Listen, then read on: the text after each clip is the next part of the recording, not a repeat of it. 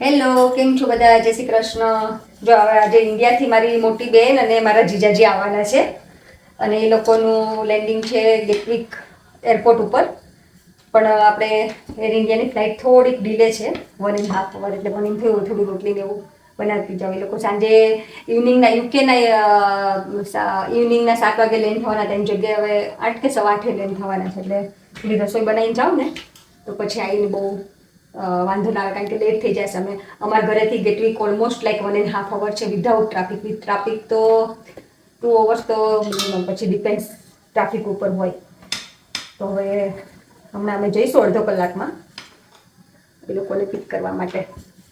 મસ્ત મેં ખાવાનું બનાવીને રેડી કરીને મૂકી દીધું છે, કારણ કે મને લાગે છે ઓલમોસ્ટ લાઈક મિનિમમ 9:30 તો થવાના જ છે.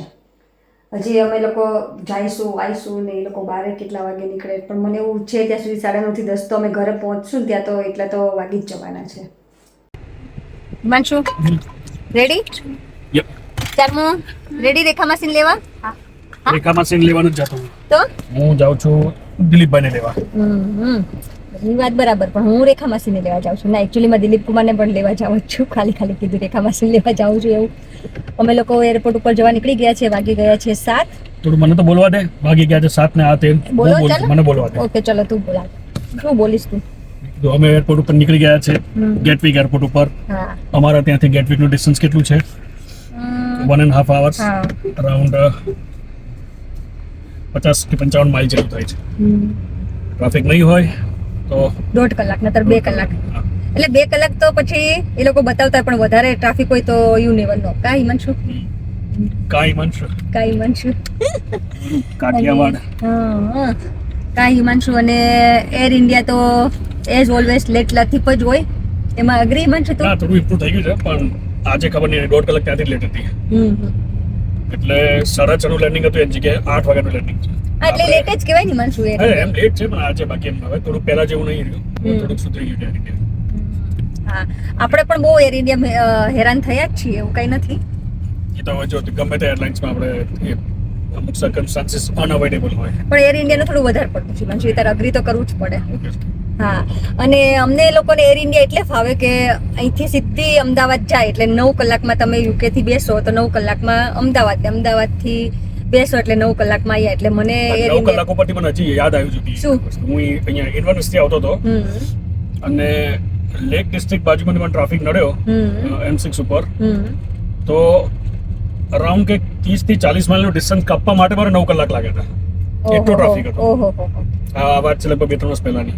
1 મિનિટ, કોવિડના જસ્ટ એની કરતા વર્સ વાત બતાવું તને. આપણે એક વખત બીચ ઉપર નીકળ્યા હતા સવારે 9 વાગે જવાનું. કેટલા વાગે પહોંચ્યા હતા? હા, રાતના 5 કે 6 થઈ ગયા હતા. હા, અને કેટલા કલાકનો રસ્તો છે? 2 કલાક. 2 કલાકનો રસ્તો. અમે 9 વાગે ઘરેથી નીકળ્યા હતા. એટલું મસ્ત વેધર હતું કે અમે 9 વાગે નીકળ્યા. તમને એવું હતું કે ટ્રાફિક સાથે 12 વાગે તો પહોંચી જ જઈએ ને, એને બદલે અમે સાંજે 5 વાગે પહોંચ્યા હતા. કે ગમે તે બાજુ તમે મેપની અંદર નાખો ને તો બધું બ્લોક નહીં માનશું, રેડ જ બતાવે બધું. એટલો અમને લોકોને ટ્રાફિક ન હતો ને એવું હતું કે અમે યુટર્ન નહોતા કરી શકતા. પણ એની આપણે તો ત્યાં નાઇટ સ્ટે કરવાનું હતું, એટલે અમારો કોઈ ઈરાદો હતો નહીં કે યુટર્ન થઈએ. પણ એમ કે કોઈને યુટર્ન કરવું હોય તો યુટર્ન નહોતા કરી શકતા. યાદ છે ચાર્મી તને એ વાત? ના યાદ નથી? આપણે કોચવાલ ગયા હતા એની પછી કોચવલ ગયા હતા આપણે. બટન ઓન ધ વોટર યાદ છે? આ લોકોને લઈ જવાના છે દિલીપભાઈને બટન વોટર. ઓફકોર્સ જવાનું જ છે ને. મને બહુ જ ગમે નાનું નાનું ગામડું. કેટલું સરસ ક્યુટ દેખાતું હોય. એના ઘર બહુ મસ્ત છે, મને બહુ ગમે એના ઘર.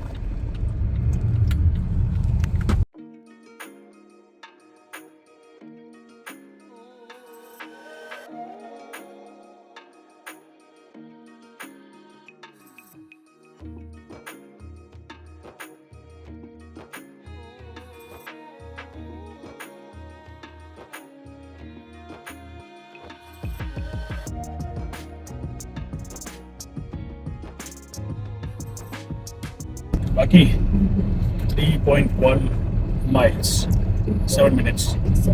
આપણે થોડાક ગોથે ચડ્યા કે નહીં? એટલે રૂટ મને પેલો બતાવી ઇન્ટિરિયર ગામડાઓમાંથી લઈને નીકળે.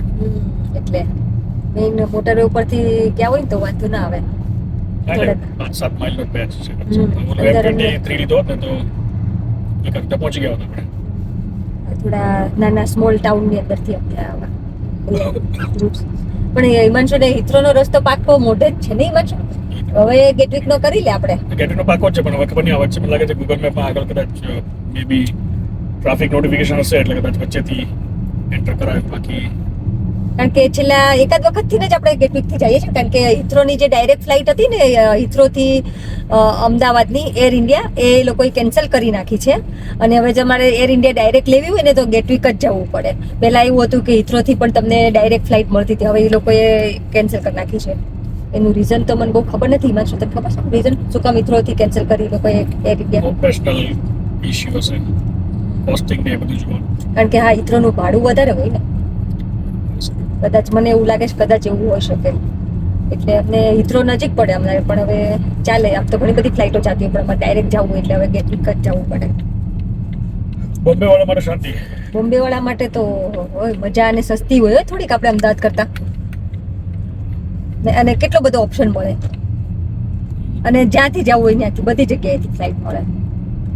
5 મિનિટ પૂછવા આવ્યા. ઓકે, હવે હમણાં જો 5 મિનિટમાં ગેટવિક એરપોર્ટ ઉપર પહોંચી જઈશું હવે.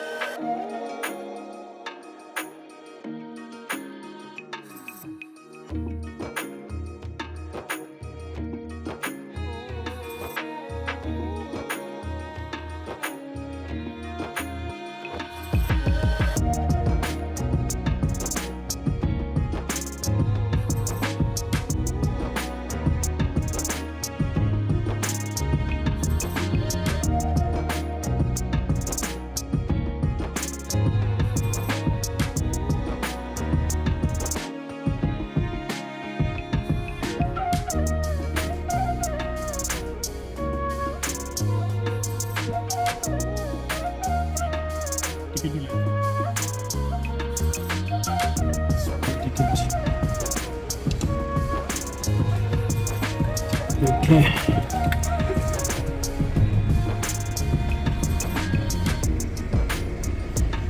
અહીંયા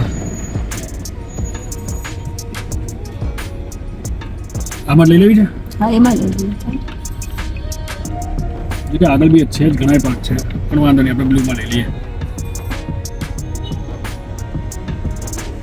બસ હવે રહ્યો જગ્યા હશે. તને યાદ છે હિમાંશુ, આપણે પપ્પાને મૂકવા આવ્યા હતા, મમ્મી ને પપ્પા હમણાં આવ્યા ત્યારે, પછી આમાં આપણને પાર્કિંગ નહોતું મળ્યું, નીચે ઉતરીને પછી પાછા ગયા હતા, યાદ છે તને? બીજા પાર્કિંગમાં. આમાં? હા, ગેટવિક ઉપર મૂકવા આવ્યા ત્યારે. ભૂલી ગયો?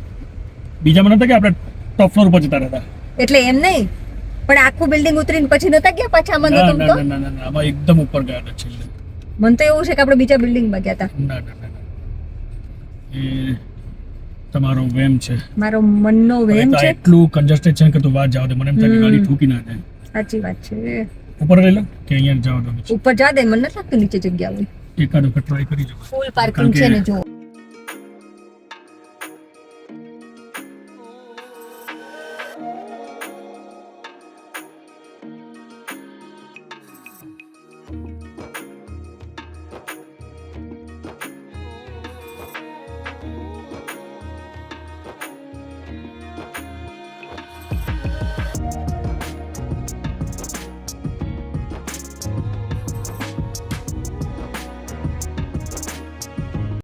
બેન ને લેવા હે બેન, ટોમેટો પાવડર પહોંચી ગયા છીએ સાઉથ ટર્મિનલ અરાઈવલ.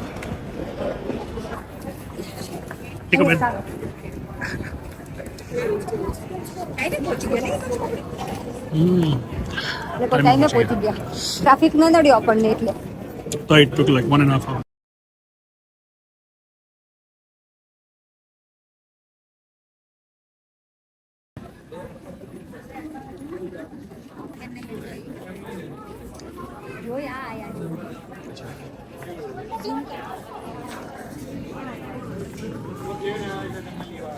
ભાઈ કેવું છે કામકાજ? લઈ લીધા તમને એમને? ચાલ ત્યાં જતા રહીએ. ચલો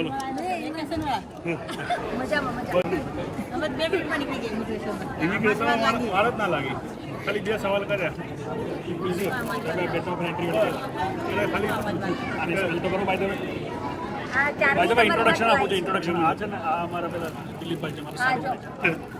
આ દિલીપ કુમાર છે મારા જીજાજી અને હિમાંશુના હિમાંશુ ગાડું. અને એક આમની ઉપલબ્ધિ કહું તમને કે અશ્વત્થામા છે ને અશ્વત્થામાને બી એલઆઈસી પોલિસી વેચી શકે એને બી વેચી શકે અને આ મારી બેન છે big sister big box. Big box આ પેલામાં જ આવી ગયું અંદર લગેજમાં જ આવી ગયું પટ્ટા ઉપર જ આવી ગયું પેલા ઓવરલોડમાં ઓવર સાઇઝમાં ના પણ બેલ્ટ ઉપર આવી ગયું પેલા હું ત્યાં 10 નંબર ઉપર ચેક કરી આવ્યો પણ ત્યાં હતું નહીં અને જોડે જો દિલીપ કુમારના જેટલા બી ફ્રેન્ડ જોતા હોય ને એને હું કહી દઉં છું કે તમારા દિલીપભાઈ તમારા બેસ્ટ ફ્રેન્ડ અહીંયા મસ્ત રીતે શાંતિથી લંડનમાં પહોંચી ગયા છે તો હાર્દિક સ્વાગત છે યુકેમાં. માથે લેશે આ શું લઈ આવ્યા વિચાર મળી તારું છે કે આશીનું? ઓકે તો બરાબર ચાલો હવે પોચા ભારે.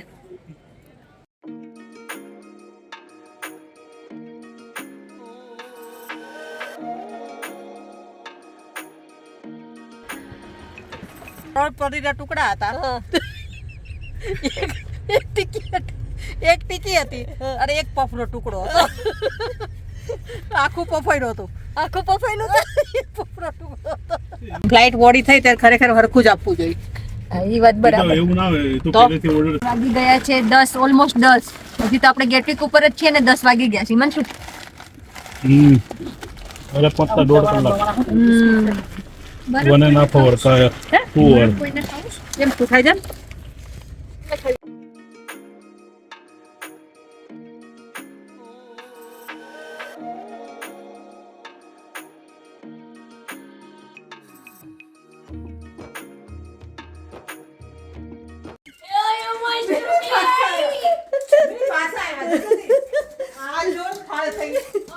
કોણ આવ્યો મીનુ?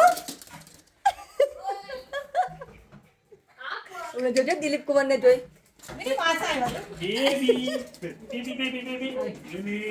હમણાં જોજો દિલીપ કુમાર તમને ચોલે ક્યાં હોય ગઈ અહીંયા રે.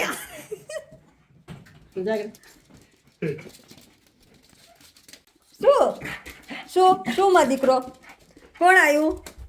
માસા આવ્યા. માસા અને માસી આયા ચૂંટણી કરવા આવ્યા. ચૂંટણી કરો. તમે દર 5 વર્ષે આવો છો ને ચૂંટણી કરવા. હા જો અમે ફાઇનલી મહેમાન ઘરે પહોંચી ગયા છે અને શું કે અત્યારના વાગ્યા અમારે 11. એ લોકોને સામાન આવતા બહુ વાર લાગી હતી રાતના 11 માસા ગયા. શ્વાસ ચડશે ભાઈ દમ ચડશે તને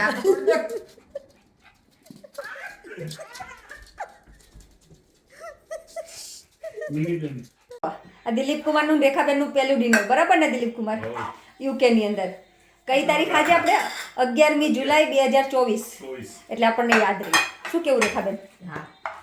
બોલો બીજું કઈ? બસ એક છરી લઈ લે. ડિનરમાં છે કઢી ભાત શાક મગનું શાક રોટલી અને મરચાં અથાણું. હવે આ લોકો સામાન મળ્યા છે ખોલવા અને હવે આજનો વ્લોગ હવે હું અહીંયા જ પૂરો કરીશ. જો તમને ગમ્યો હોય તો please like share and subscribe. Thank you for watching. By.